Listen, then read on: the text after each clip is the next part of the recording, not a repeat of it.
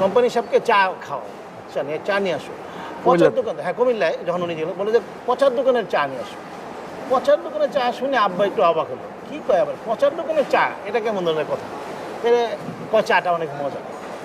পরে কর্মচারী বলতেছে যে ওনার যারা পাঠাইছে, স্যার ওখানে তো অনেক লাইন হয়, তো লাইন হয় আধা ঘন্টার উপরে লাগবে, লাইন ধরে খেতে হয়, চার অনেক ডিমান্ড এবং অনেক ভালো।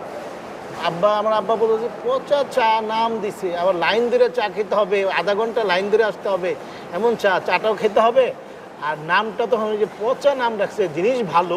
আব্বার মাথায় তখন এই জিনিসটা আসলো যে আমি এমন একটা কাজ করব, মানুষ আমার জিনিসটা নিয়ে একটু হাসবে, ভিতরে পচা মানে একটু নাক ছিটকাবে, আর জিনিসটা যখন ইউজ করবে তখন বলে না মান ভালো।